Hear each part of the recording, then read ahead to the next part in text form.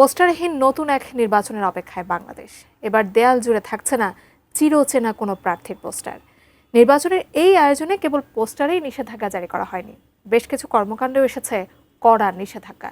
শুধু তাই নয়, এসব নিষেধাজ্ঞা বা নিয়ম ভাঙলেই জরিমানা বা প্রার্থিতা বাতিলের মতো কঠোর সিদ্ধান্ত নিয়েছে নির্বাচন কমিশন। পোস্টার নিষেধাজ্ঞার বাইরে আর কোন কোন বিষয়ে সিদ্ধান্ত নিয়েছে ইসি, বিস্তারিত জানাচ্ছেন সাদিয়া সিদ্দিকা। আসন্ন ত্রয়োদশ জাতীয় সংসদ নির্বাচনকে কেন্দ্র করে বাংলাদেশের চিরচেনা নির্বাচনী প্রচারণায় বড় পরিবর্তন নিয়ে এসেছে নির্বাচন কমিশন। একসময় দেশজুড়ে পোস্টারের বন্যায় নির্বাচনী আমেজ বোঝা গেলেও আগামী 12 ফেব্রুয়ারি নির্বাচন হতে যাচ্ছে সম্পূর্ণ পোস্টারবিহীন। নির্বাচন ব্যবস্থার সংস্কার ও পরিবেশ সুরক্ষার বিষয়টি মাথায় রেখে নির্বাচন কমিশন এবার নির্বাচনী আচরণ বিধিমালায় যে কঠোরতা এনেছে, তাতে প্রার্থীরা কোনোভাবেই দেয়ালে বা রাস্তায় পোস্টার লাগাতে পারবেন না। বিশেষ করে প্লাস্টিক লেমিনেটিং করা পোস্টার জলাবদ্ধতা তৈরি করে এবং এর কালি কৃষিজমির ক্ষতি করে এমন বৈজ্ঞানিক ও পরিবেশগত উদ্বেগের কারণেই মূলত পোস্টার নিষিদ্ধের এই ঐতিহাসিক সিদ্ধান্ত নেওয়া হয়েছে।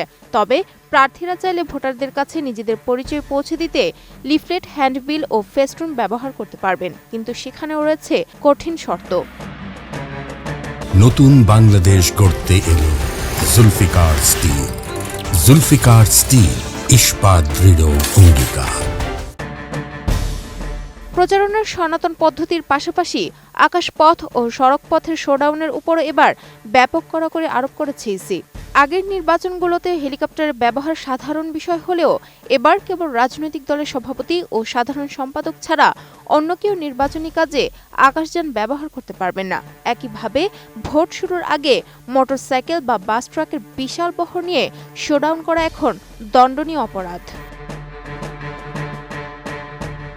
মশাল মিছিল কিংবা মনোনয়নপত্র জমা দেওয়ার সময় কোনো ধরনের জনসমাবেশ বা শোডাউন করা যাবে না বলে সাফ জানিয়ে দিয়েছে কমিশন। ইতোমধ্যে তফসিল ঘোষণার পর এই নিয়ম ভঙ্গের দায়ে চট্টগ্রাম সহ দেশের বিভিন্ন স্থানে প্রার্থীদের আর্থিক জরিমানা করে কমিশন বুঝিয়ে দিয়েছে যে এবার আইনের প্রয়োগে তারা বিন্দুমাত্র ছাড় দিতে রাজি নয়।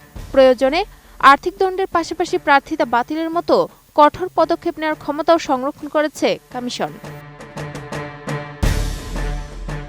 প্রযুক্তির এই যুগে প্রথমবারের মতো সামাজিক যোগাযোগ মাধ্যম ও কৃত্রিম বুদ্ধিমত্তা বা এআই ব্যবহারের ক্ষেত্রে বিস্তারিত রূপরেখা প্রণয়ন করেছে নির্বাচন কমিশন। বর্তমান সময়ে অনলাইনে অপপ্রচার ও গুজব রোধে প্রার্থীরা কোন কোন অ্যাকাউন্ট বা আইডি ব্যবহার করে প্রচারণা চালাবেন তার তালিকা আগে রিটার্নিং কর্মকর্তার কাছে জমা দিতে হবে। ভোটারদের সঠিক তথ্য পৌঁছে দিতে এবং ডিজিটাল মাধ্যমে স্বচ্ছতা বজায় রাখতে এবারই প্রথম টেলিভিশন সংলাপের আয়োজন করেছে ইসি। মূলত একটি পরিবেশ বান্ধব, আধুনিক ও সংঘাতমুক্ত নির্বাচনের লক্ষ্যে আচরণবিধিতে এই পরিবর্তনগুলো আনা হয়েছে। Sadia Siddika, ATN news.